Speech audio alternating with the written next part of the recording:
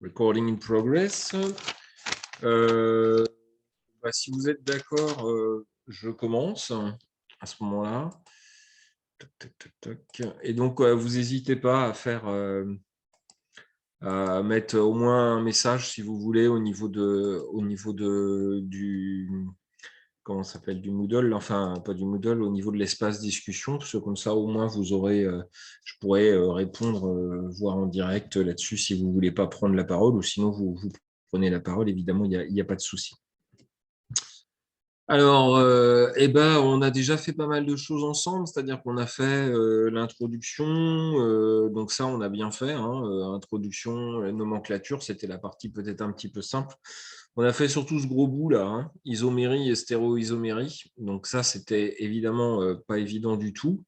Et puis là, on va passer à deux choses. Donc, une première chose qui est peut-être un petit peu encore un petit peu théorique, en tout cas qui va être encore un petit peu descriptif, mais qui est nécessaire en fait avant d'arriver au dérivé halogéné et ce qu'on va commencer à faire, c'est-à-dire de la réactivité avec la substitution nucléophile et les éliminations. Donc il y a une partie des choses qu'on va voir dans les effets électroniques qui vous renvoyer à ce que vous aviez vu avec Madame Aurélie Perrier-Pinot, dans le sens que vous avez déjà dû voir, entendre parler, ou peut-être des mots doivent vous parler, qui est l'effet de polarisation, ce qu'on appelle la polarisation. Et l'autre chose que vous avez peut-être déjà vu, c'est la mésomérie. Donc, on va surtout parler de ces deux choses-là aujourd'hui, et un petit peu moins des intermédiaires réactionnels, mais bon, de toute façon, on reverra ça au moment venu, quand on fera justement la réactivité. Donc, on va commencer par la polarisation. Alors, je vous ai mis une petite illustration de façon à comprendre un petit peu cet effet de polarisation. On va vouloir réfléchir à ça au niveau d'une molécule. En fait, dans une molécule, normalement, la covalence, c'est le partage entre deux atomes des électrons. Chacun partage un petit peu les électrons. Mais comme dans beaucoup de choses avec le partage, il y a des relous, il y en a qui sont un petit peu moins partageurs que d'autres, et donc qui ont tendance un petit peu à tirer les électrons. C'est les éléments qui sont notamment électronégatifs. Et donc cette notion de polarisation et surtout d'effet inductif, on va la voir un petit peu à travers l'illustration qui est montrée ici, c'est-à-dire à travers le tir à la corde, en sachant que vous avez des atomes qui tirent sur la liaison, et ça n'impacte pas que l'atome qui est directement connecté, mais également les autres petit à petit, jusqu'à un petit peu disparaître derrière. Je ne sais pas si vous avez fait du tir à la corde, mais le tout dernier, au tir à la corde, généralement, il ne faut pas grand-chose. Donc, c'est un petit peu l'idée de l'effet inductif. Alors, effectivement, pour revenir à ça, certains atomes sont plus électronégatifs que d'autres. Ils vont tirer à eux le flux d'électrons. Ça entraîne une dissymétrie du nuage électronique. C'est le cas, par exemple, de la molécule d'HCl. Vous avez le chlore qui tire plus fort que l'hydrogène, si bien que le chlore est delta- et l'hydrogène, dans ce cadre-là, il est delta+. D'accord ? Donc ça, c'est l'effet de polarisation, c'est quelque chose d'assez classique. La question, c'est que quand on a la présence, c'est là où on va aller un petit peu au niveau de la chimie organique, c'est que quand on a la présence d'atomes qui vont avoir des électronégativités différentes, on va pouvoir identifier des zones où se fera la réactivité. Alors, pourquoi ça? Parce que si on regarde un petit peu une molécule comme ceci, finalement, on va pouvoir assez facilement repérer qu'au niveau du brome, vous allez avoir un delta- ici, et au niveau du carbone, forcément qui est associé, on aura un delta+. D'accord? Pareil pour la molécule de butanone qui est à côté. Au niveau de l'oxygène, vous allez avoir un delta-. Et forcément, le carbone du carbonyle, lui, il va être delta+. Dès lors, la réactivité, je n'avais pas vu que je l'avais fait afficher, la réactivité, en fait, elle va se faire sur les carbones qui sont justement connectés à des delta+ ou des delta-, surtout des delta+ dans notre cas. D'accord? Donc, dans un premier temps, c'est toujours intéressant d'essayer de repérer la polarisation, c'est-à-dire que dans une molécule comme la molécule de gauche, qui a rien de sensationnel. Hein. Si vous avez ces deux cyclohexyles qui sont connectés, eh bien, le fait d'avoir un brome, eh bien, ça vous positionne où va se situer la réactivité de votre molécule, c'est-à-dire à l'endroit où le carbone va être un petit peu différent. Alors, comment on explique justement cet effet inductif et comment on va le caractériser là-dessus? Alors, c'est là où c'est important. Des liaisons simples, donc les liaisons simples, c'est les orbitales moléculaires sigma. Vous avez vu ça, hein? Donc les liaisons simples, c'est les orbitales moléculaires sigma. Elles peuvent être imaginées comme étant un espèce de sac, un volume, dans lequel vous avez deux électrons. Alors, si je les représente sur une molécule comme la molécule d'alcane que vous avez ici, bien, en fait, du fait de l'électronégativité du carbone et de l'hydrogène, eh bien, elle est très similaire, cette électronégativité. Du coup, cette liaison-là n'est pas polaire, cette liaison-là n'est pas polaire, celle-là n'est pas polaire, etc., etc. Donc, dans la chaîne, on a en fait eh bien, un espèce de volume qui est assez symétrique. OK ? Forcément, sur ce sac à électrons, comme dans le cadre de HCl, ils vont être influencés par la présence d'une charge atomique partielle sur un carbone voisin. Et alors, ce qui est intéressant, c'est que la dissymétrie va se reproduire le long de la chaîne carbonée. Alors, comment ça? Bien, si vous avez un chlore qui est ici, le chlore qui est positionné là, il tire les électrons dans ce sens-là. D'accord? Toujours pareil, il est plus électronégatif. Donc, vous faites apparaître un delta- et un delta+ qui va se retrouver sur ce carbone-là. Et maintenant, si on réfléchit différemment, le delta+ sur ce carbone-là, eh bien, ce carbone-là, il devient un petit peu chargé par rapport à un autre carbone. Du coup, il va avoir tendance lui aussi à attirer l'électron du carbone qui est à côté. Et le carbone qui est à côté va devenir également un petit peu delta+. Celui-ci, il est également encore delta+, il va avoir tendance à tirer l'électron qui serait de la liaison simple du carbone qui est à côté, qui est donc ce carbone ici, qui devient lui-même delta+. Alors j'ai mis des 3, 2 et 1, histoire de se repérer un petit peu. Ça, ce fait de tirer le long des liaisons, eh bien, c'est ce qu'on appelle l'effet inductif. D'accord? Et ce qu'il faut savoir, c'est qu'il s'estompe et il est considéré comme nul après 3 liaisons. C'est-à-dire qu'au bout d'un moment, bon, bah, voilà, on tire, mais il n'y a plus rien à tirer. D'accord? Donc, l'électronégativité, ce qui est écrit ici, hein, du chlore attire le nuage électronique du carbone 1 qui est lié, il devient delta+, il attire sur le carbone D, il devient lui-même delta+, etc., etc. Ce qui est important de noter, c'est qu'on n'est pas dans le cadre d'une molécule ionisée. Donc, en fait, le chlore qui est delta-, eh bien, cette valeur de delta, elle est égale à la somme des petits deltas qu'il y a ici. D'accord? Donc, évidemment, ça, c'est beaucoup plus faible que ça. C'est-à-dire qu'on a vraiment quelque chose qui s'estompe, en fait, dans ce cadre-là. OK? Alors, si vous avez compris ça, vous avez compris, on va dire, l'élément central en fait de l'effet inductif. Et ce qu'il va falloir maintenant voir, c'est que le chlore, le chlore, il a un effet inductif attracteur. Donc, en fait, il attire les électrons. Alors, c'est de la terminologie. Quand on a un effet inductif, on va le noter I. Alors, soit petit i, soit grand I, peu importe. Et s'il est attracteur, on le note moins I. Donc ici, ça veut dire le moins, ici veut dire attracteur, et le I ici veut dire inductif. D'accord? Alors pourquoi cette terminologie? Parce qu'après, quand on va réfléchir à tout ça, il y aura aussi les effets mésomères, plus M pour mésomère et moins M pour mésomère. Et donc, il y a les effets inductifs moins I et les effets inductifs plus I. Alors, la référence de comparaison, c'est, on va dire, l'élément neutre, c'est l'hydrogène. Ce n'est pas le carbone de l'alcane, mais c'est surtout l'hydrogène. D'accord? Autre élément intéressant, cette fois-ci, si on s'intéresse justement au carbone ici, du reste de la molécule. Donc, par réciprocité, on peut également affirmer que le carbone de la chaîne carbonée, de la chaîne alkyle, lui, il se laisse tirer les électrons. D'accord? Donc, les CH2, CH2, CH2, CH3, eh bien, ils ont un effet, et cette fois-ci, électrodonneur,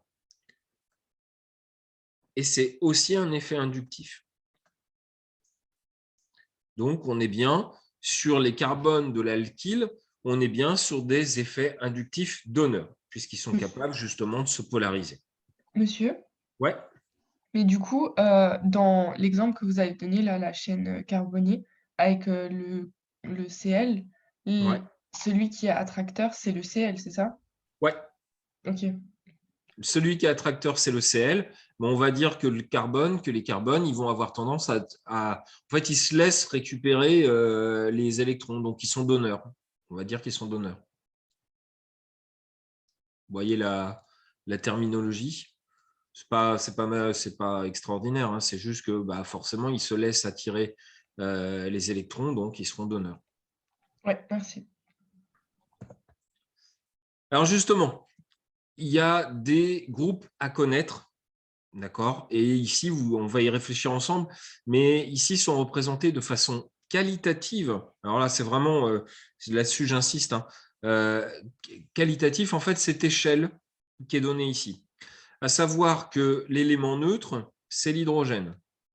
Donc l'hydrogène, en fait, il n'y a pas d'effet inductif avec l'hydrogène. Donc toutes vos liaisons CH, etc., vous oubliez, hein, tout ce qui est avec l'hydrogène, on s'en fiche. C'est l'élément neutre, l'hydrogène. Et donc, eh bien, on va voir que vous allez avoir des groupements qui vont avoir tendance à attirer le long de la liaison. Ce sera des groupements inductifs attracteurs qui seront donc avec des effets moins I. Et on aura par essence, on aura aussi, enfin par réciprocité, les groupements inductifs qui vont avoir tendance à donner. Donc, on va commencer d'abord à décrire un petit peu les groupements inductifs attracteurs. Alors, ce qui est vraiment important, c'est qu'il n'y a pas besoin de tout connaître par cœur, hein. Il suffit juste, surtout, de comprendre la chimie et de connaître le tableau périodique. Alors, pourquoi connaître le tableau périodique? Alors, je ne sais pas si vous vous souvenez, mais vous avez dû voir les échelles d'électronégativité. D'une façon générale, dans le tableau périodique, alors je vais essayer de le dessiner ici, mon tableau périodique. Alors, je ne le dessine pas bien, évidemment. Toc, toc, comme ça. En fait, on met de côté la colonne des gaz rares parce que en chimie, toute cette partie-là, en fait, ça ne sert pas à grand-chose. Et en fait, il faut repérer que le fluor, eh bien, le fluor, c'est le plus électronégatif. Alors, électronégatif, vous vous souvenez que ça s'écrit avec une lettre qui? Ça veut dire que l'électronégativité, quand vous allez de gauche vers la droite, elle augmente. Et quand vous allez du bas vers le haut, l'électronégativité, elle augmente aussi. D'accord? Vous vous souvenez de ça un petit peu? Donc, si vous vous souvenez de ça, du coup, en comparant, alors je pense que c'est la diapo d'après, en comparant un petit peu finalement les halogènes, alors je ne sais pas si vous vous souvenez bien du tableau périodique, mais n'oubliez pas que dans le poly de chimie orga, de souvenirs, dans les premières pages, vous avez un tableau périodique des éléments. Donc, vous pouvez vous y référer, hein, ça sert à ça, hein. Le tableau périodique des éléments, si vous regardez un petit peu les halogènes, la colonne des halogènes, c'est l'avant-dernière colonne, eh bien, sur la première période, la deuxième période, pardon, parce que la première période, c'est hydrogène-hélium. Vous avez le fluor, en dessous le fluor, vous avez le chlore, en dessous le chlore, vous avez le brome, en dessous le brome, vous avez l'iode. Donc, l'iode est moins électronégatif que le brome, moins électronégatif que le chlore et bien moins électronégatif que le fluor. Du coup, eh bien, l'iode va avoir un effet inductif attracteur moins fort que le brome, lui-même moins fort que le chlore, lui-même moins fort que le fluor. Ça va, ça? C'est pas très compliqué, hein. On va vraiment, vous allez voir pourquoi on fait ça, parce qu'il va y avoir des notions un petit peu qualitatives, c'est-à-dire qui tire plus entre un iode et un fluor. Le fluor, il tire plus que l'iode. Voilà. L'iode, c'est un gros atome, donc oui, il tire un peu, mais il n'a pas autant d'envie que le fluor, qui n'a pas beaucoup d'électrons autour de lui et qui, pour lui, un électron de plus, ça l'intéresse beaucoup plus. D'accord? Donc, on a cette électronégativité qui augmente quand on monte le long de la colonne. On peut regarder aussi cette fois-ci sur une ligne. Donc, sur une ligne, vous avez dû apprendre comment s'appelle le tableau périodique des éléments, on vous a donné des phrases ou des choses comme ça. Donc, il y a Lily becte bien chez notre oncle Fernand. Je ne sais pas si vous vous souvenez de ça.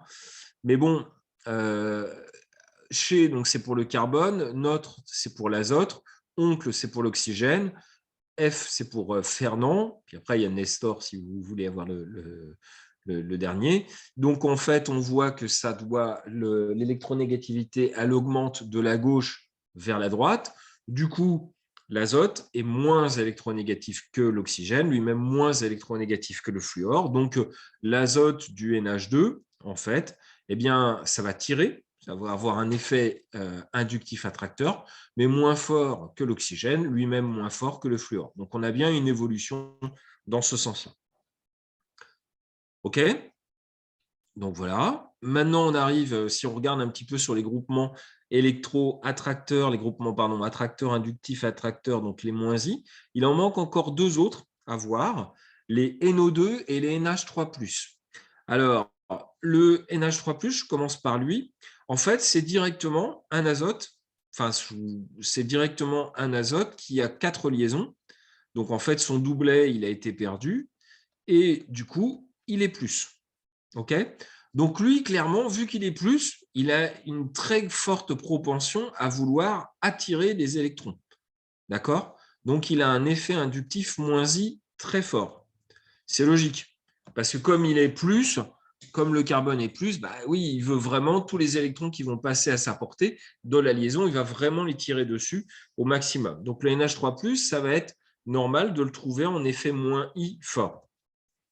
Le groupement NO2, alors le groupement NO2, vous avez dû le voir plus ou moins on va dire en chimie quand vous avez fait Lewis. Mais d'une façon générale, je voudrais que vous l'appreniez plus ou moins par cœur, ce groupement NO2. Pourquoi? Parce que vous allez le revoir assez régulièrement, ce groupement NO2. Donc, le groupement NO2, à la limite, même si vous avez du mal à le retrouver par Lewis, en tout cas, celui-là, il est à connaître parce qu'en chimie, le groupement nitro, eh bien, on le voit régulièrement. D'accord? Donc, il est à connaître. Ceci étant dit, le groupement nitro, donc pour réfléchir ici au niveau du groupement inductif, donc ça apparaît comme étant quelque chose de neutre comme groupement, mais attention, vous avez un des oxygènes qui est négatif et l'azote qui est positif. Donc on est quasiment dans le même cas que dans le groupement ammonium, à savoir que vous avez un azote qui est chargé plus, et comme l'azote est chargé plus, eh bien, il va avoir un effet inductif moins I très fort lui aussi. Ça va ça?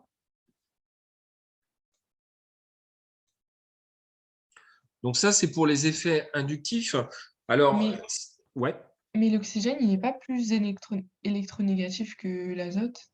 oui, il est plus électronégatif que l'azote, mais on va dire l'azote normal.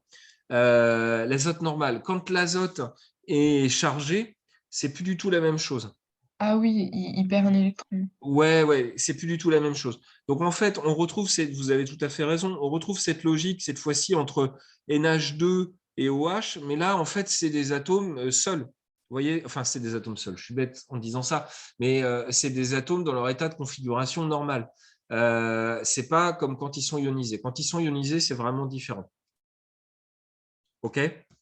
Donc là, quand ils sont ionisés, c'est même pas des delta plus, delta moins ou des choses comme ça dans lesquelles on réfléchit. Là, quand ils sont ionisés, c'est clairement une charge plus, donc un ion qui fait que ça tire sur tout ce qui bouge à côté. Pour tout vous dire, même dans l'environnement autour, quand il y aura des ions, quand vous avez un H3+, s'il y a un ion Cl- qui se promène dans le coin, il arrive dessus. Hein. C'est aussi comme ça que ça fonctionne. Alors ça, c'est pour... alors pourquoi on vous fait ces groupements-là? Hein, parce que amine, alcool, les différents halogènes, nitro et NH3+, en fait, ça va être les groupements que vous allez rencontrer très régulièrement en chimie. Vous en connaissez même encore plus que ça. Mais bon, on va les voir comme ça. Maintenant, on va regarder un petit peu de l'autre côté, c'est-à-dire les groupements électrodonneurs. Alors, sur les groupements électrodonneurs, donc je vous ai dit que finalement, les CH3, enfin les groupements alkyles, les chaînes carbonées d'alcanes, eh bien, ils vont avoir un effet donneur plus I. Ce qu'il faut savoir, et c'est le truc qui va être important à retenir ici, c'est que l'effet inductif, il est additif. Je vous donne un exemple avec cette série de molécules. Ici, sur cette série de molécules qui sont donc des acides carboxyliques, vous avez le carbone qui est delta+, l'oxygène qui est delta-. OK ? Donc, il va avoir le delta+ qui est ici, il va avoir tendance à tirer dans ce cadre-là. Et forcément, donc ça sera le cas ici, quand vous aurez un autre carbone de connecté, eh bien, vous allez tirer sur une plus longue chaîne. Donc, ça sera plus stabilisé, en tout cas, l'effet inductif sera plus fort. Si vous en avez 2 carbones, eh bien, vous allez avoir de plusieurs effets plus I. OK ? Et enfin, quand vous allez vous retrouver dans la situation où vous allez avoir, eh bien, cette fois-ci, encore plus de carbone, eh bien, les chaînes carbonées vont toutes se laisser déformer pour essayer de compenser cet effet de le delta+ qui est au niveau du carbone. Ça revient exactement au fait, si vous regardez avec la molécule de butane, la molécule de butane qu'on avait vue, eh bien, on voit que le premier carbone se fait tirer les électrons, donc c'est bien un effet plus I parce que on laisse en fait les électrons partir, donc on a un effet plus I. Si vous aviez un deuxième carbone, c'était dans le cadre du butane, l'autre qui suit à côté, il pousse lui aussi, et etc. jusqu'au troisième. On avait vu ça comme ça. Là, ça va être pareil, et c'est comme ça que vous allez voir les choses, c'est-à-dire que plus les groupements vont comporter de chaînes alkyles, plus vous allez comporter de chaînes alkyles et plus l'effet plus I sera fort. C'est ce qui est représenté ici. Donc, le CH3 sera moins bien que le CH2R, moins bien également que le CHR2 et moins que le CR3 avec R étant un alkyle, c'est-à-dire du CH3, du CH2, de l'éthyle, etc., etc. OK ? Donc, en gros, et vous allez comprendre surtout, on parlera de ça quand on verra les carbocations. Ça fera partie donc, des exercices qu'on va voir. Plus un carbocation, il aura, donc ça sera une charge de plus, un carbocation, plus il aura autour de lui une chaîne carbonée qui sera dense avec plein de carbone à côté, eh bien, plus il sera stable. Alors que le carbocation qui sera juste à côté d'un CH3 ne sera pas stable justement là-dessus à cause des effets inductifs. OK ? Donc, en fait, plus vous avez des chaînes, plus c'est branché, plus il y a de chaînes, et meilleur est l'effet inductif, et plus l'effet inductif est important. Et là, cette fois-ci, on est sur un effet inductif plus I. OK ? Alors, on vous fait encore 2 autres petits groupements qui sont vraiment bizarres, qui sont ici, alors là, je ne sais pas si vous avez compris, c'est écrit MgCl, et ici, c'est sodium et lithium. Alors, MgCl, c'est ce qu'on appelle des organomagnésiens. Alors, organomagnésiens, donc MgX, X étant un halogène, c'est soit MgBr, MgCl, MgI. Alors, les organomagnésiens, ils sont formés à partir du magnésium qui donne directement un électron au carbone voisin. Alors, qu'est-ce que c'est qu'un organomagnésien ? Pardon. Un organomagnésien, c'est un groupement qui va être comme ça, CH3, CH2, et on va mettre des petits points et on va écrire MgCl, par exemple, avec le MgCl qui sera plus et ce groupement qui sera moins. Dans ce cadre-là, vous allez avoir finalement, au niveau du carbone, vous allez avoir directement une charge négative. Si vous avez une charge négative, alors là, vous êtes carrément donneur d'électrons parce que de toute façon, vous en avez trop, vous êtes négatif. C'est exactement comme la situation inverse qui est ici. Pour les organolithiens et les organosodiques, organolithien, donc c'est par exemple CH3Li, et organosodique, c'est par exemple CH3, je vais vous le mettre, oui, CH3, CH2, Na. En fait, on ne les écrit pas bien parce que dans la réalité, il faudrait les écrire. Alors, je vais les écrire avec deux trucs. Dans la réalité, on devrait les écrire comme ceci, CH3, CH2 moins Li plus et CH3, CH2 moins Na plus. Alors, je pense que vous avez vu ça. En fait, le sodium, les alcalins, vous vous souvenez, la première colonne, hein, si on accepte l'hydrogène, eh bien, le lithium, le sodium, le potassium, tous ces alcalins-là, en fait, c'est des métaux et ce sont des atomes qui veulent perdre un électron et qui feront tout pour perdre un électron. En fait, ils ne font pas réellement de liaison. Quand ils sont mélangés, alors ce n'est pas simple à faire, mais quand ils sont mélangés avec du carbone, clairement, ils donnent leur électron au carbone qui est à côté. OK ? Et donc, quand on écrit CH3, CH2Li ou CH3, CH2, Na, en fait, il faut bien comprendre que vous avez un groupement qui est comme ceci, c'est ce qu'on appelle un carbanion qui est écrit ici. Pour l'organomagnésiens, c'est la même chose, sauf qu'entre les deux, vous avez un espèce de magnésium qui est mis là-dessus. Alors, ça a l'air de rien, hein, mais dans le monde, c'est extrêmement connu, hein, dans le monde de la chimie organique. Et alors, ça s'appelle des réactifs, notamment les organomagnésiens, ça s'appelle des réactifs de Grignard. Donc, pourquoi des réactifs de Grignard? Eh bien, c'est dû au nom de Monsieur Grignard. Donc, dans le monde, tout le monde appelle ça des réactifs de Grignard du nom du chimiste français Grignard, qui a eu le prix Nobel de chimie. Ça date, hein, mais bon, qui a quand même eu un prix Nobel de chimie.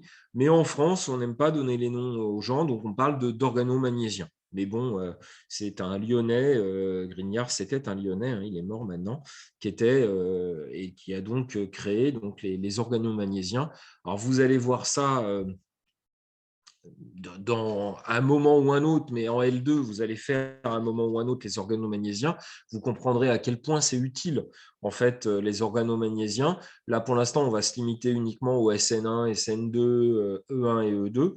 Et je vous dis, l'année prochaine, vous ferez les organomagnésiens. Donc, c'est un petit peu pour ça qu'on vous fait la polarité maintenant des organomagnésiens et des organos et des organo-alcalins, donc les organolithiens et les organosodiques, tout simplement avec le lithium et le sodium. En fait, ce qui se passe, c'est que dans ce cadre-là, vous avez ici eh bien, des carbanions, c'est-à-dire des carbones négatifs. Ce n'est pas classique, hein, les carbones qui sont négatifs. Mais bon, comme vous avez des carbanions, bah, du coup, ils donnent de l'électron parce que bah, ils en ont carrément un en trop, donc ils vont donner très facilement de l'électron. OK? Alors, je peux tout vous le dire, on ne va pas les voir beaucoup, hein, ceux-là. Je voudrais juste vous les présenter parce que je crois que dans les exercices, on en fait un petit peu mention, mais surtout parce que je pense qu'à un moment ou un autre, vous allez de toute façon les revoir, ces organomagnésiens et ces organo-alcalins, donc organosodiques et organolithiens, mais clairement, après, dans la réactivité, on ne va pas tellement les voir. OK ? Donc, eux, bah, ils donnent aussi des électrons parce que bah, ils ont un électron, ils ont carrément un électron en trop, donc ils vont le donner fortement. De la même façon que le nitro et le sodium étaient très Fe-I parce que bah, ils avaient directement une charge de plus, bah, eux, ils ont une charge de moins, donc ils sont très Fe plus I pour le coup. OK ?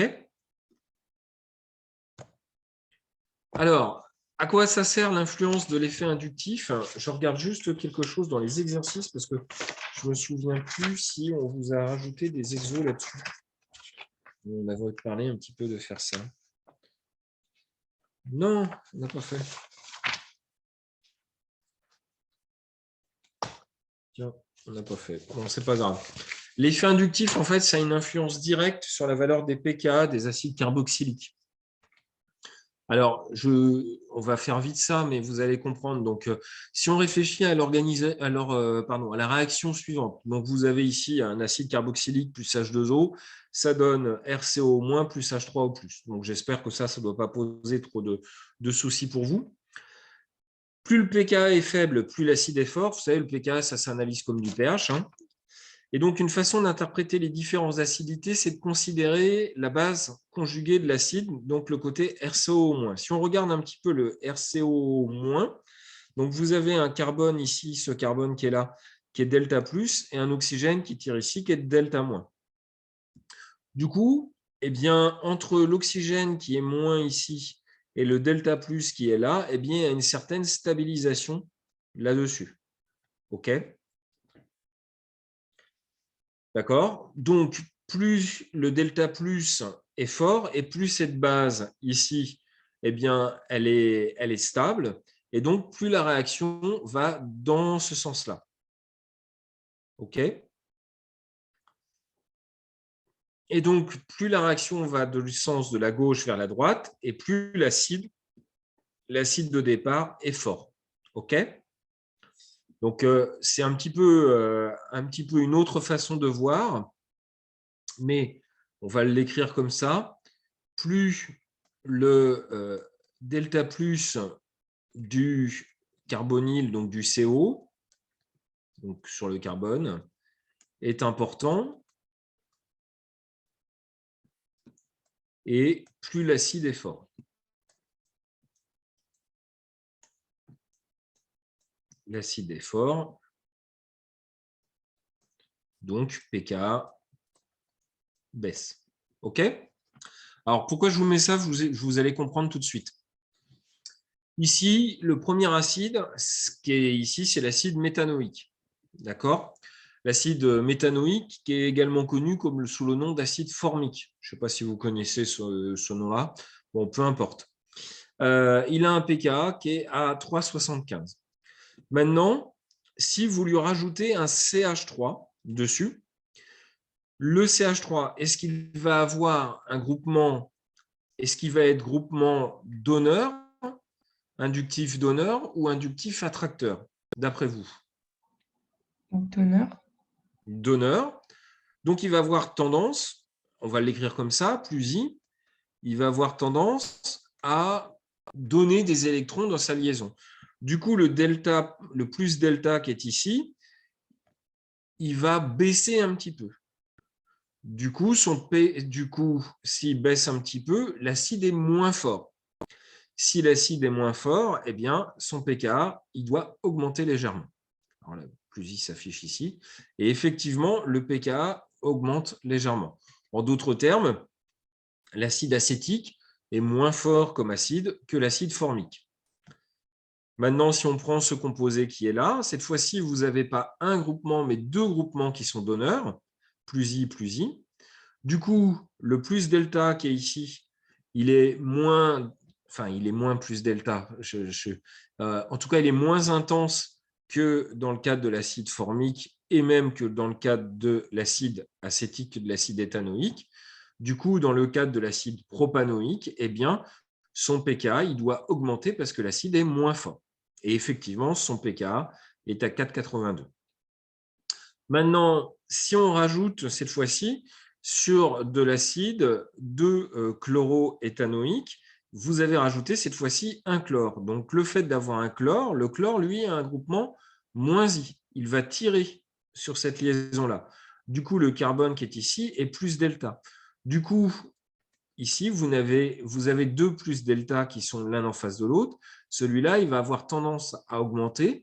Et donc, le pKa, cette fois-ci, il va, pour l'autre raison, cette fois-ci, il va baisser en pKa parce que l'acide va être plus fort même que l'acide formique de départ.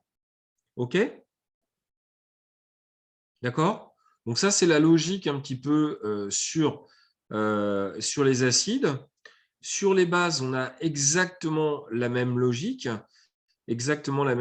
Donc, si vous regardez, en fait, je vais le faire vite sur la base, vous avez ici la base de l'ammoniac NH3. Donc, elle se protonne pour donner NH4+, et puis OH-, c'est une base. Si vous êtes dans le cadre de la diéthylamine, donc vous avez un groupement éthyle ici, un autre groupement éthyle ici, les groupements éthyles sont donneurs plus I, d'accord? Donc, ils sont donneurs de chaque côté plus I. Ils vont donc stabiliser cette charge qui est ici. Donc, la réaction va aller dans ce sens-là. Et donc, vu qu'ils stabilisent ce système-là, eh bien, c'est dans ce sens-là que ça va favoriser cet état. Donc, la base sera plus forte ici que dans le cadre de NH3. D'accord? OK, donc voilà un petit peu la logique. Alors, c'est dommage, c'est vrai que cette année, on n'a pas mis d'exercice un petit peu là-dessus. Donc, je passe un petit peu vite sur ce point-là. Mais c'est vrai que ça fait partie des choses qui sont assez aussi, qui peuvent être assez intéressantes à analyser. OK? Bon, c'est tout ce qu'on dira sur l'effet inductif et on va repasser à l'effet mésomère qui est peut-être… voilà. Sur l'effet inductif, il faut vraiment, hein, ce qu'il faut retenir, c'est la polarité des liaisons en fonction de leur électronégativité. En gros, ce qui va être surtout ce que vous allez rencontrer, c'est des effets moins I, c'est-à-dire des groupements qui vont tirer. Sachez que eh bien, si vous avez un groupement amine et si vous avez un groupement alcool et si vous avez un fluor, eh bien, le fluor tire plus que le OH qui va tirer lui-même plus que l'azote. Voilà. Un effet inductif donneur, eh bien, c'est par exemple tout ce qui va être chaîne d'alcanes. Ça va être des effets inductifs donneurs, plus I. Et un effet inductif accepteur ou attracteur, eh bien, ça va être par exemple le NO2, ça va être le chlore, ça va être le OH. Donc, vous regardez un petit peu l'espèce de table, l'espèce d'échelle que je vous ai mis là-dessus. Et puis, ce qui est important de savoir, alors c'est l'influence sur la réactivité d'une façon générale. On a des exercices là-dessus, mais aussi sur l'acidité et la basicité des amines. OK. Et donc, j'ai mis chapitre 5, mais je ne sais même pas si c'est le chapitre 5. À mon avis, c'est le chapitre 4. On est là-dessus. Ouais, c'est le chapitre 4. D'ailleurs, dans le poly, il y a encore écrit chapitre 3. Je ne sais pas si vous avez remarqué, mais il y a une petite erreur dans le poly. Donc, c'est sur le chapitre 4. Je vais noter. On va faire des exercices après dans ce cadre-là. On voit tout de suite la mésomérie. Alors, si je vous ai présenté en fait dans une… alors, de la mésomérie, déjà, j'ai une première question. Est-ce qu'en atomistique, vous avez vu ça ou pas du tout?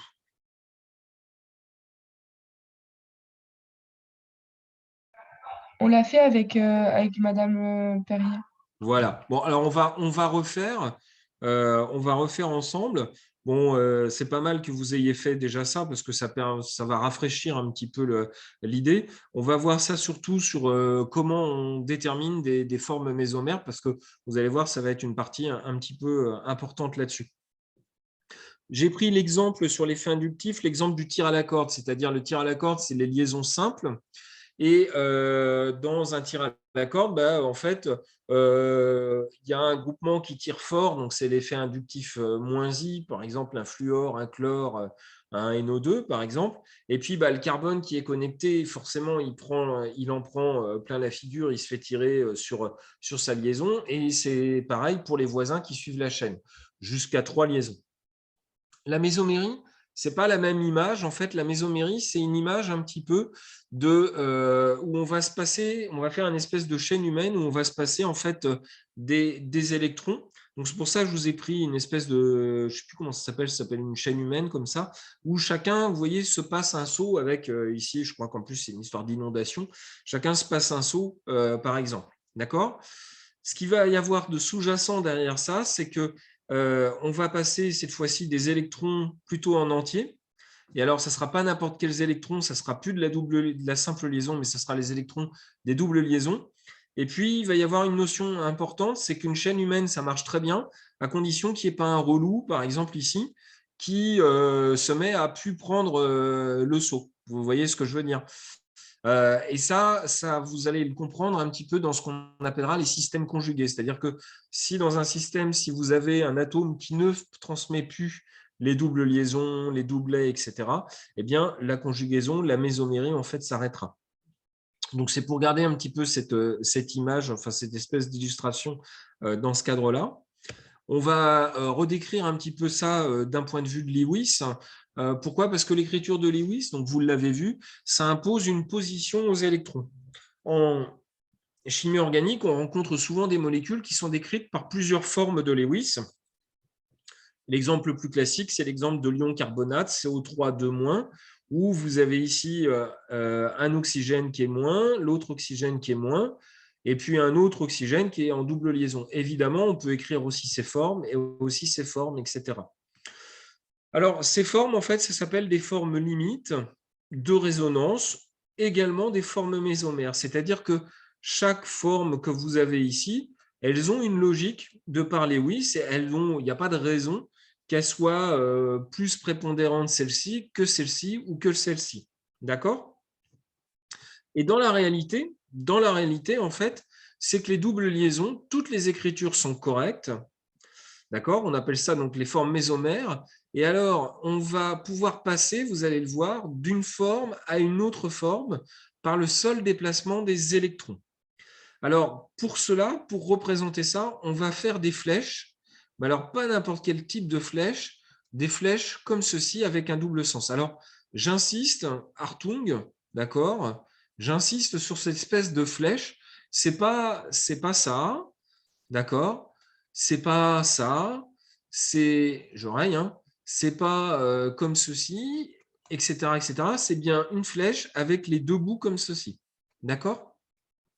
Et ça, c'est la flèche de la mésomérie. Alors, faites attention parce qu'il y a des correcteurs qui sont particulièrement tatillons là-dessus.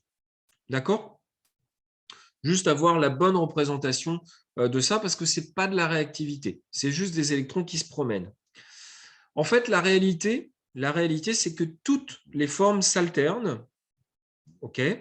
Et que la vraie molécule, si on pouvait avoir un microscope et voir la molécule, la vraie molécule, eh bien, c'est ça. C'est-à-dire que vous avez le carbone central, qui est connecté par trois simples liaisons à de l'oxygène, un atome d'oxygène, et que la double liaison, elle alterne, elle est soit entre cet atome-là et cet atome-là, soit entre celui-là et celui-là, celui-là et celui-là. Donc c'est pour ça qu'on va la représenter avec des pointillés, et on va dire que l'ensemble est -2.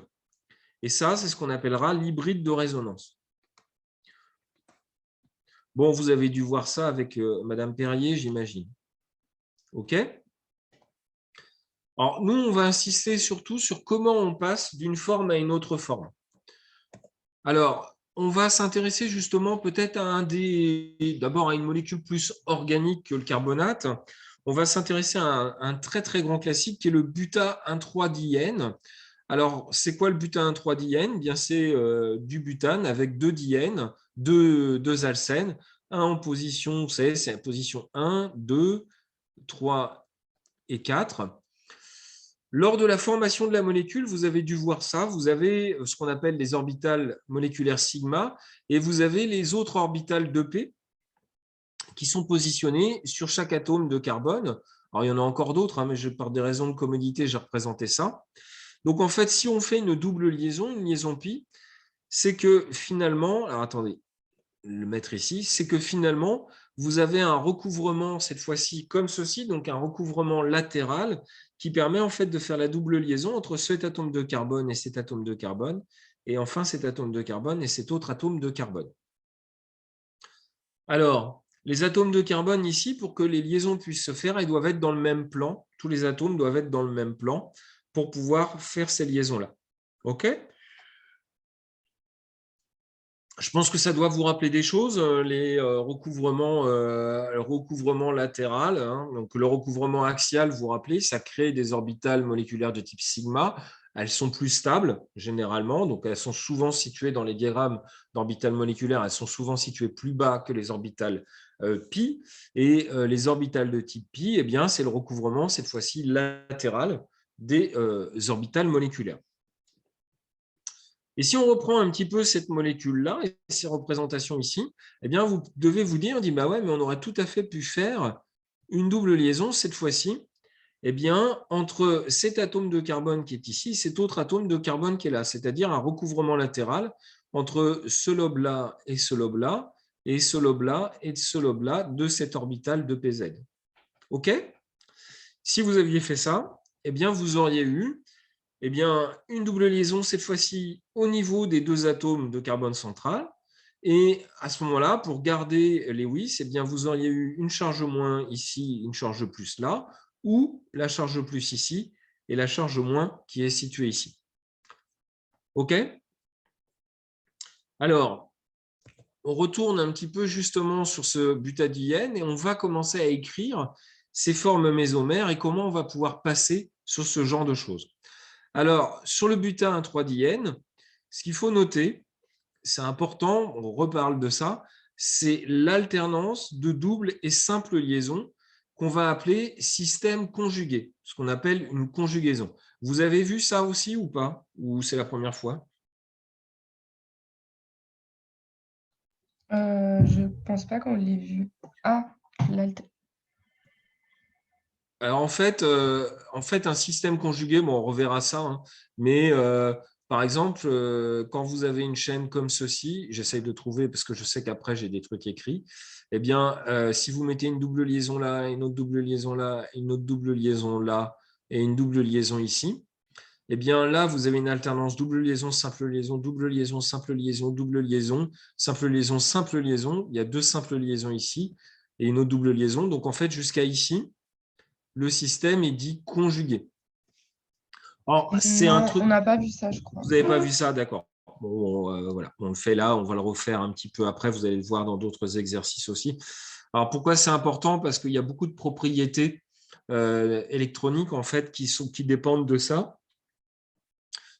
Tout ce qui va être molécules qui vont réagir à la lumière, donc de la photochimie ou des choses comme ça, ont ces alternances. Les molécules organiques aussi qui vont pouvoir faire passer de l'électricité, donc être conducteurs. Vous savez, on essaye de faire des fils moléculaires, des ordinateurs quantiques et toutes les quantiles, enfin, toutes ces choses-là. À chaque fois, il faut pouvoir passer des électrons assez rapidement. Et pour ça, eh bien, on utilise des systèmes qui sont conjugués comme ça. Donc, c'est des choses que vous allez revoir régulièrement, que ce soit dans le cadre des matériaux, que ce soit dans le cadre de la chimie organique. C'est un grand classique. Alors ici, en fait, on regarde un petit peu l'alternance double et simple liaison que vous avez dans le butadiène. Donc, vous avez une double liaison ici, simple liaison, double liaison. Donc là, c'est un système conjugué simple. C'est le plus simple des systèmes conjugués. Ce qu'on va pouvoir faire, eh bien, on va créer ce système-là. C'est-à-dire que vous allez prendre un des 2 électrons que vous avez dans cette liaison ici et vous allez le faire passer au carbone d'à côté. OK? Sauf que si vous faites ça, le carbone d'à côté, pour créer, donc en fait, je vous le mets ici, mais on va le faire ensemble, pour créer donc une espèce de double liaison ici, comme on avait fait, comme vous aviez vu sur la diapo précédente. Sauf que si vous faites ça, vous allez remarquer qu'en fait, le carbone qui est ici, il va avoir 5 liaisons. Et ça, ce n'est pas possible. Du coup, le carbone qui est ici, il va lui-même perdre son électron pour le donner au carbone d'à côté. Alors, à quoi ça ressemble en Lewis? Bien, si on réfléchit, donc on vient de créer la double liaison qui est là, d'accord? Donc ça, c'est l'électron qui est ici, qui a été transféré sur le carbone qui est ici. OK? Du coup, le carbone qui est ici, celui-là, il lui manque un électron, donc il devient plus. Enfin, pour ce carbone qui est là, il a récupéré un électron, donc entre guillemets, il a une liaison de plus, mais pour ne pas avoir trop de liaisons, pour pouvoir avoir 5 liaisons, il a donné cet électron qui est là pour le donner au carbone qui suit. Et donc, le carbone qui est ici, il est moins. OK? Alors là, c'est l'aspect difficile sur ce genre de choses. Ce qui est important à voir, c'est que ici, la molécule est neutre. De l'autre côté, la molécule est neutre. C'est-à-dire qu'on n'a pas perdu d'électrons en passant de là à là. On n'a pas gagné d'électrons non plus. OK? De la même façon, les carbones, les atomes, les simples liaisons n'ont pas bougé. C'est juste les doubles liaisons et les charges qui ont bougé. Ça aussi, c'est important. Ensuite, on va pouvoir continuer un petit peu sur cette molécule, dans le sens où on va avoir une alternance cette fois-ci de charge, et on va se dire, tiens, cet électron, on pourrait le retransférer ici et remettre en fait l'électron dans ce cadre-là. C'est-à-dire qu'on va on va revenir comme ceci, avec le charge moins qui va revenir ici. Ça créerait ici un carbone toujours avec 5 liaisons, ce n'est pas possible, donc il perdrait son électron pour le donner au carbone à qui il lui manque un électron puisqu'il est plus. Et on retrouverait cette situation qui est là, qui est en fait la même que la situation du départ. OK? Et de la même façon que vous vous êtes certainement dit, non, mais là, je fais un truc où je prends un des électrons de la double liaison qui est ici, mais j'aurais pu tout à fait prendre un électron de cette double liaison qui est là. C'est tout à fait possible ici. Donc, c'est ce qui se passe ici. Donc, on prend un des 2 électrons ici qu'on le fait transporter pour créer la double liaison entre les deux ici. Du coup, sur cette double liaison carbone, eh bien, vous retrouveriez avec ce carbone ici qui aurait une liaison en trop, qui aurait 5 liaisons. Donc, lui, il va perdre cette double liaison pour transférer cet électron qui est là, qui est mis en commun, à l'atome de carbone qui est à côté, de façon à obtenir, en fait, ce qui est un petit peu l'image miroir de ça.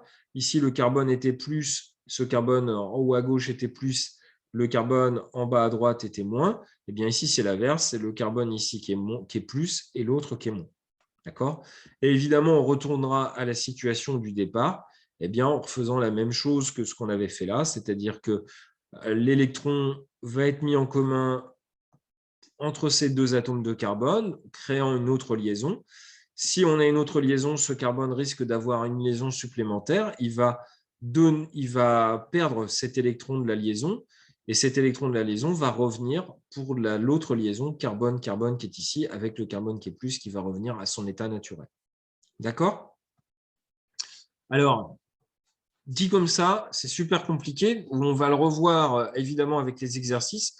C'est l'objectif de le faire avec des exercices, parce que sinon c'est franchement compliqué. Mais ça, on fera ça, les exercices, on va les faire un petit peu aujourd'hui, mais peut-être aujourd'hui si on a du temps, mais on refera ça à d'autres moments. C'est chez moi que ça a sonné ou c'est... attendez. Bon, bref. Vous inquiétez pas, on va refaire ça et il va falloir aussi assimiler ça dans ce genre de choses. OK? Alors,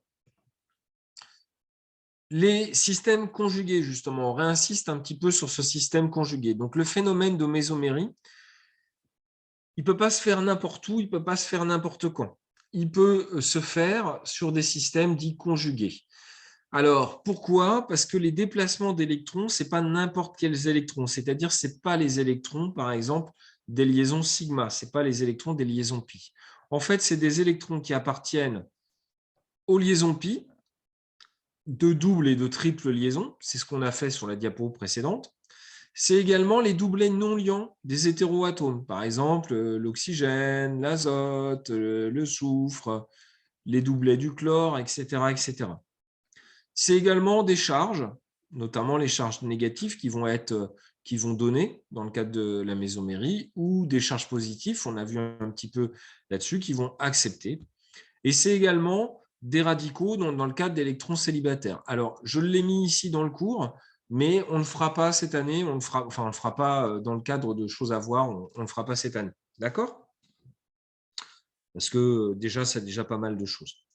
Alors, ce déplacement ne peut se faire que si les électrons s'alternent, et ça, c'est vraiment important, ça s'alterne avec une simple liaison entre eux. Au-delà, le transfert d'électrons ne pourra se faire, et donc on va parler de système conjugué. Donc vraiment, quand on alterne une liaison pi, une simple liaison, et puis un doublet, une simple liaison, une autre liaison, une autre double liaison, une simple liaison, et puis une charge au moins, etc. Là, vous êtes dans les systèmes conjugués, vous allez pouvoir faire de la mésomérie. L'exemple que j'ai pris, c'est cet exemple qui est ici. Donc, vous avez ici la base conjuguée de l'acide éthanoïque. Vous avez un oxygène O- qui est ici et un CO double liaison. Eh bien, vous pouvez tout à fait mettre cet électron en commun entre l'oxygène et le carbone qui est ici pour créer une double liaison ici, celle que vous allez créer là. D'accord? Mais forcément, si vous faites ça, le carbone, il va se retrouver avec 5 liaisons. Donc, il va perdre une de ces doubles liaisons, de la double liaison, avec un des électrons qui va repartir à l'oxygène d'à côté. Et c'est pour ça que quand vous avez finalement un RCO-, eh bien le moins, en fait, il est à la fois sur cet oxygène-là, mais également sur l'oxygène d'à côté. D'accord? Par contre, si vous avez cette molécule-là qui n'est pas un acide, eh bien vous avez une charge moins, une simple liaison, une autre simple liaison et une double liaison. Du coup, ce n'est pas un système conjugué. OK? Et donc, si ce n'est pas un système conjugué, eh bien, il n'y a pas de mésomérie. Ici, on avait une alternance charge, simple liaison, double liaison. Donc, on est charge, simple liaison, puis double liaison. On est donc bien dans un système conjugué. OK? Alors, de souvenirs, dans notre poly-TD, on a des choses comme ça à voir, je crois, dans les exos. Ouais, dans les exos, sur les formules mésomères, donc notamment l'exercice 2, il faut repérer un petit peu. Les différentes formes mésomères et notamment les systèmes conjugués. Ok, bon, on verra ça ensemble. Ok. Alors, les règles de la mésomérie, alors là aussi, c'est très théorique. Évidemment, on le fait en cours, on le refera et je vous dis, vous prenez le cours et puis après, quand on va faire les exercices, eh bien, vous allez me garder ça de côté parce que ça sera les règles du jeu, un petit peu comme quand on avait vu les règles CIP, vous savez, pour classer. Au début, c'est un peu obscur, mais évidemment, quand on le voit avec des exemples, bah, ça devient beaucoup plus clair. Alors, comme pour un gâteau, eh bien, il y a des recettes de cuisine en fait pour bien faire de la mésomérie. Et ces règles, elles vont devenir assez rapidement intuitives, en tout cas, je l'espère. Première règle, on doit avoir un système conjugué. S'il n'y a pas de système conjugué, c'est la fin du game, il n'y a pas de mésomérie. Point final. OK? Donc ça, c'est la règle numéro 1. La règle numéro 2, on passe d'une forme à une autre par le seul déplacement des électrons. Ça veut dire que vous ne changerez pas la position des atomes et vous allez conserver la charge électrique globale de la molécule. Vous allez conserver le nombre d'électrons. C'est juste les électrons qui se promènent. C'est juste ça. Les électrons, des doubles liaisons, des doublets, des charges, etc. Enfin, la règle numéro 3, vous allez essayer de respecter la règle de l'octet. C'est plutôt mieux. Et alors, la règle numéro 4, les atomes engagés dans la mésomérie doivent être coplanaires. Alors, ça, je vous dis franchement, bon, c'est bien, mais je vous l'ai mis. Voilà, je l'ai mis, mais c'est moins. La règle 4 et la règle 5, c'est clairement moins important. Et la règle 5, les charges doivent être situées de préférence sur les atomes en accord avec leur électronégativité. Donc, ça, c'est, on va dire, un petit peu plus compliqué, mais ça sera pour des effets vraiment complexes. On n'aura pas à gérer ce genre de choses. Donc, clairement, je le dis à l'oral, la règle 4 et la règle 5, c'est bien moins important. En fait, vous arrivez à faire de la mésomérie pour cette année, en tout cas sans aucun problème, avec uniquement la règle numéro 1, la règle numéro 2, la règle numéro 3. D'accord? Alors, on rencontre, c'est comme pour les effets inductifs, hein, il y avait ceux qui tiraient, il y avait ceux qui donnaient. Eh bien, vous allez rencontrer deux types d'effets mésomères. Je vois les participants peuvent voir votre écran. Vous voyez l'écran de toute façon, non? Il n'y a pas de problème. Hein. Oui, vous devez voir mon écran, j'espère. Vous voyez l'écran ou pas? Parce que là, j'ai un message bizarre qui vient de m'afficher. Oui, on voit Oui, depuis le début. Ouais. Bon, bah, ça va. Ouais, je pense que vous m'auriez dit quand même quelque chose. OK. On rencontre deux types d'effets mésomères. Les effets mésomères attracteurs, donc moins M. Alors, ils vont concerner des atomes qui vont attirer les électrons par effet mésomère. Et on a les effets mésomères donneurs qui vont être notés cette fois-ci plus M. C'est la même chose que pour l'inductif, hein, qui vont concerner des atomes qui cèdent des électrons par effet mésomère.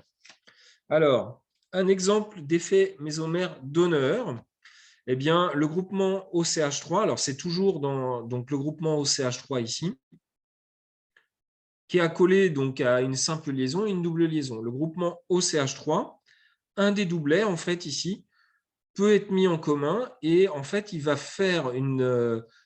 être mis en commun là-dessus pour créer une charge plus ici et une charge moins là-dessus.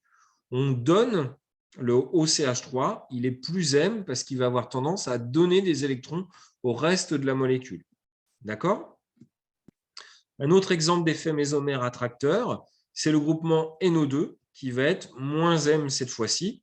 Pourquoi il est moins M? Parce que là, vous avez une double liaison, hein, une simple liaison et une charge, cette fois-ci qui est une charge plus. Eh bien, c'est la double liaison qui va se promener comme ceci. Voilà. Et qui va attirer en fait l'électron dans ce cadre-là. Alors d'une façon générale, les effets moins M, ça fait apparaître des charges plus à l'intérieur, et les effets plus M, ça fait apparaître des charges moins. OK? Alors là aussi, on va faire des exemples avec tout ça, mais il y a cette espèce de tableau à voir un petit peu. Alors, l'hydrogène, c'est toujours l'élément neutre, hein, l'hydrogène, parce que l'hydrogène, il n'a pas de doublet, il n'a pas de charge, il n'a rien, donc lui, il ne fait rien. Mais clairement, X, vous vous souvenez, un X, c'est un halogène. Eh bien, un halogène, en fait, le doublet de l'halogène, il va pouvoir être donné au reste de la molécule, pour peu que ce soit un système conjugué. Ça sera pareil pour l'oxygène, le doublet de l'oxygène, ça sera pareil pour l'azote aussi. Donc, ils vont être, eux, en effet, plus M. Ceux qui vont attirer, eh bien, ça sera, par exemple, une double liaison qui va être connectée à un groupement, par exemple, un groupement cétone. Eh bien, vous allez avoir cette espèce de partage ici qui va créer eh bien, ce type de molécule avec l'oxygène qui vient de récupérer un électron. D'accord? Pareil avec l'aldéhyde, pareil avec le nitrile, pareil avec le NO2. D'une façon générale, quand on démarre de la mésomérie, on le reverra en TD, hein, quand on démarre la mésomérie, je vais l'écrire de façon plus propre. Quand on démarre l'écriture des formes mésomères,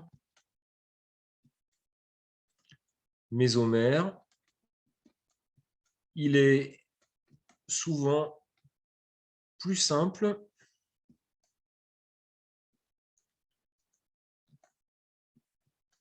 de débuter par le groupement plus M. D'accord? On revoit ça, évidemment, on revoit ça avec, avec les exos, parce que vous allez comprendre avec les exos comment, par quoi on démarre, etc., etc. Et ce sera plus simple de le démarrer avec le groupement plus M. Vous allez voir après. OK? Alors, on va regarder un exemple aussi. On va regarder un exemple, encore une fois, sur l'acidité. Donc, je vous ai mis un exemple sur l'acidité, mais c'est presque un exo. C'est un exo qu'on voit indirectement dans l'exercice 3 sur la stabilité des carbocations. Donc, c'est plus ou moins quelque chose qu'on l'on voit. La réaction globale, en fait, c'est des phénols. On s'intéresse à des phénols. Je ne sais pas si vous savez, mais un groupement OH, donc d'alcool connecté à un noyau benzénique, ça s'appelle un phénol. Donc, vous avez ici le phénol, le paranitrophénol et ici le para-aminophénol. Peut-être que vous savez ça, quoique pour les jeunes filles, vous êtes tout jeune, mais en fait, le phénol, c'est un acide très faible, mais c'est quand même un acide et c'est souvent utilisé pour tirer la peau. Je ne sais pas si vous voyez ce que. Donc, c'est utilisé un petit peu en institut de beauté. Ce n'est pas une bonne idée hein, parce que c'est assez toxique. Et puis, ça donne une couleur orange à la Donald Trump, pour vous donner un nom, et puis comme ça, vous visualiserez bien qu'est-ce que ça fait avec le phénol sur la figure. Ça s'appelle du peeling. Je ne sais pas si vous avez déjà entendu parler de ça. Bon, bref, on ne fait pas un cours sur la chimie de l'esthétique. Hein. La réaction globale d'un phénol, c'est sur un acide. Hein. En fait, vous avez donc ce composé-là avec un R qui est ici, plus H2O, qui va vous donner ici ce qu'on appelle le phénate, d'accord? Le phénate plus H3O+. OK, donc la réaction équilibrée, il n'y a pas de problème.